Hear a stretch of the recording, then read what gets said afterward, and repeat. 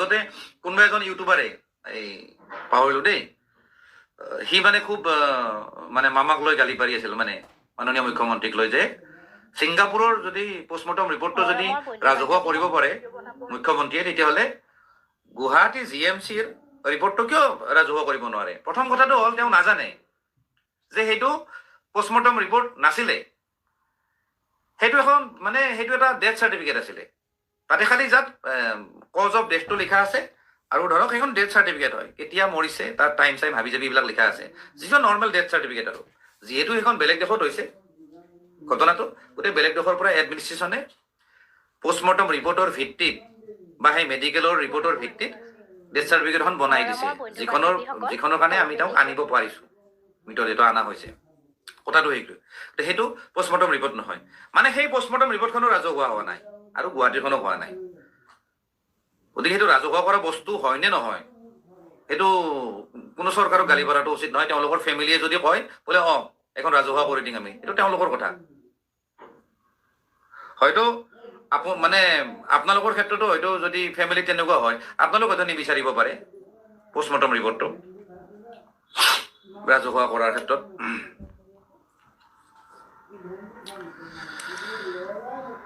দাদা বেলেগৰ কথা বাদ দিয়ক বিগ ফ্ৰেণ্ড দাদা মনজিত বৰুৱা থেংক ইউ দেই আচ্ছা মই কোন হাফিজুল ইছলাম থেংক ইউ ভাই কিমাননো টাইম হ'ল অলপ চাওঁ ৰ'ব দেই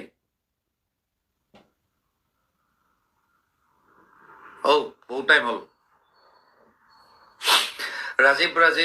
ৰাজীৱ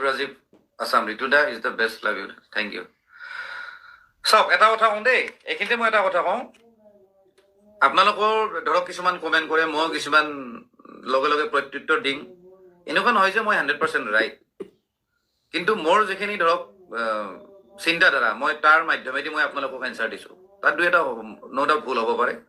আৰু মোৰ দৃষ্টিত কিছুমান এনচাৰ কিছুমান কথা যেতিয়া সোধে মই যেতিয়া কাটি কৰিছোঁ মোৰো এনেকুৱা লাগিছে আপোনালোকৰ এনচাৰটো ভুল হৈছে গতিকে মোৰ কথাখিনি কোনটো ভুল হ'ব পাৰে সেইটো যদি আপোনালোকে বুজি লয় হা কিন্তু এটা কথা ঠিক যি হৈছে আমি জাষ্টিচ বিচাৰোঁ আৰু চৰকাৰে মানে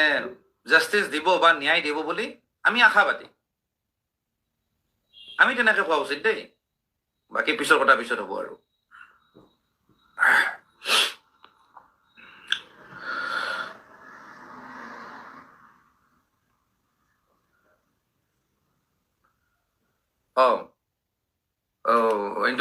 ৰিণ্টুদাই কৈছিল যে ফাৰ্ষ্ট ডে কৈছিলে যে সিদ্ধাৰ্থ মেইন কালপ্ৰিট বুলি কালপ্ৰিট অকল সিদ্ধাৰ্থ বুলি নহয় মই শেখৰৰ নামো কৈছিলোঁ সেইদিনাখন মানে তাহাঁতে ওচৰে পাজৰে থাকেতো গতিকে তাহাঁতে পৰিৱেশটো ক্ৰিয়েট কৰিব লাগিছিল জুবিন দা কি ধৰণে ৰখা যায় মানে ধৰক খোৱাৰ ক্ষেত্ৰত টোপনি যোৱাৰ ক্ষেত্ৰত খোৱা বোৱাৰ ক্ষেত্ৰত এইবিলাক কিন্তু তাহাঁতৰ দায়িত্ব আছিলে বেছি ৰেছপনচিবল সেইকেইটা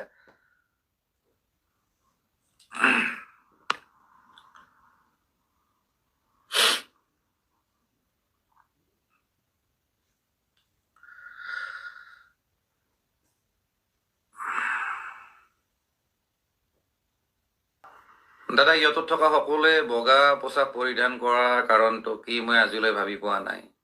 আপোনাৰ মতামত জনাব বুলি আশা কৰোঁ তাকে সেইটোও মই নাজানো দেই বগা পোচাক কিয় পিন্ধিছিলে হয়তো তাতে বগা কাপোৰ পিন্ধে নেকি নাজানো আৰু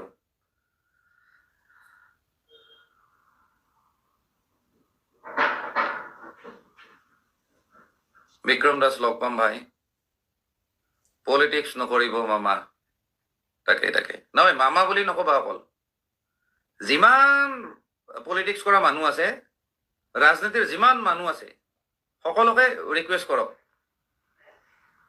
আজি অপজিশ্যনে যেতিয়া এটা কিবা কুৱেশ্যন কৰিব তো ৰানিং চৰকাৰৰ মানুহবিলাকেতো এনচাৰ দিবই না সেনেকে পলিটিক্সটো ক্ৰিয়েট হৈ যায় একচুৱেলি ইয়াতে অকল মানে এটা দলক হেৰি কৰি লাভ নাই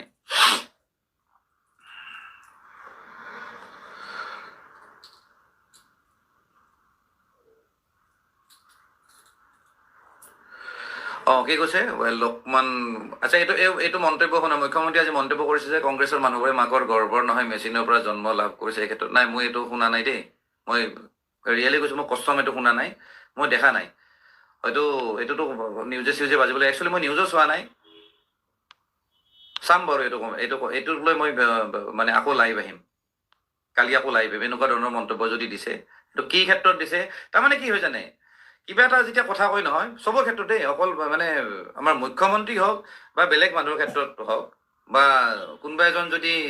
প্ৰভাৱশালী ব্যক্তিয়ে যদি কিবা এটা ভাষণ দিয়ে নহয় এই ভাষণটোৰ পৰা এটা লাইন কাটিব মাত্ৰ কাটি পেলাই এখন ফটো বনাই পেলাই নিউজবিলাকে ফটো দিয়ে তাৰপিছত আমি মানুহবিলাকে হাঁহো বোলে কিনো ক'লে একচুৱেলি আমি গোটেই ভাষণটো যদি শুনো নহয় তেতিয়াহ'লে আমি তাতে গোটেই সাৰমৰ্মখিনি বুজি পাম কিন্তু আমি এই নিউজবিলাকে এটা লাইন যে দিয়ে নহয় বেলেগ নেৰেটিভ হৈ যায় গতিকে সেইটো বস্তু আমি গোটেই ভাষণটো চাব লাগিব তাৰপিছতে আমি তাৰ ওপৰত মন্তব্য দিয়াটো উচিত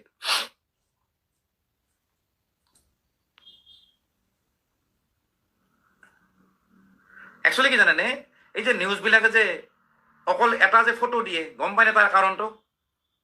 আপোনালোকে জানে নে নাই এক লাইন এনেকুৱা এটা লাইন এটা কৈ দিব আমি তলত হাঁহা ৰিয়েক্ট দিলোঁ কিবা দিলোঁ হাঁহিলোঁ কেতিয়াবা মুখ্যমন্ত্ৰীৰ এটা লাইন কৈ দিলে কেতিয়াবা কেতিয়াবা পলিটিচিয়ানৰ কথা ক'লে কেতিয়াবা কাৰোবাৰ কথা ক'লে মাত্ৰ এটা লাইন দিয়ে গোটেই ভাষণ চাখনবিলাক নিদিয়ে কাৰণটো হ'ল সংবাদ মাধ্যমৰ মানে এই যে পোষ্টবিলাক দি থাকে তাৰ পৰা ৰেভিনিউ আহে পইচা আহে আৰু আজিকালি ফটোৰ পৰা পইচা আহে ফটোৰ পৰা বেছি ৰেভিনিউ আহে সেইকাৰণে তেওঁলোকে নিউজ এটা ফটো বনাই দিয়ে আৰু ফটোটো বেছি এট্ৰেক্টিভ কৰাৰ কাৰণে মানে অকণমান মানে সমালোচনাৰ মাজত যাতে আহে সেইকাৰণে এনেকুৱা ধৰণৰ এটা শ্বৰ্টকে এটা মন্তব্য থাকে কিন্তু এণ্টায়াৰ সেই ভাষণখিনি কথাখিনি কিন্তু তাতে নাথাকে তাৰপিছত তলত সৰুকৈ লিখা থাকিব যে সবিশেষ কমেণ্টত বুলি থাকিব তাৰপিছত আমি কমেণ্টত গৈ পেলাই সেই লিংকটো খুচৰিলোঁ তাৰমানে ফটোখনৰ এনগেজমেণ্ট বাঢ়ি গ'ল এনগেজমেণ্ট ডাইৰেক্ট যদি আমি স্ক্ৰল কৰি থাকোঁ নহয় তেতিয়া এনগেজমেণ্টত হিচাপত নাহে যদি ফটোখনত ক্লিক কৰোঁ আৰু যদি কমেণ্টত ক্লিক কৰোঁ নহয় তেতিয়া এনগেজমেণ্টত হিচাপত আহে আৰু এনগেজমেণ্ট যেতিয়াই বাঢ়ে তেতিয়াহ'লে ৰেভিনিউ বেছি বাঢ়ে সেই কথাটো আমি জনা দৰকাৰ সেইকাৰণে নিউজ চেনেলবিলাকে এখন ফটো লগাই দিয়ে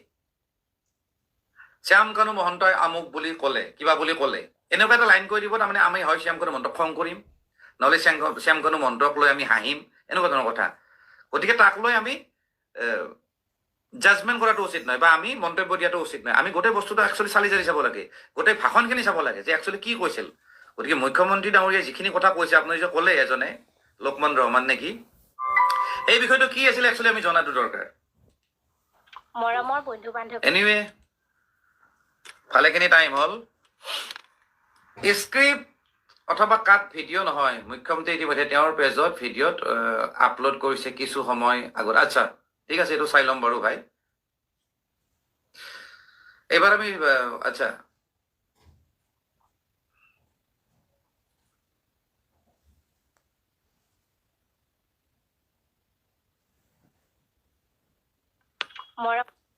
ঢেৰ কিবা কিবি আহিছে দেই ইমান একচুৱেলি কি জানেনে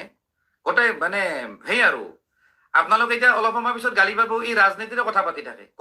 গোটেই মেক্সিমাম প্ৰশ্নই চৰকাৰ ৰাজনীতি একফালৰ পৰা যদি পঢ়ি যাওঁ নহয় গোটেই ৰাজনীতিয়ে মানে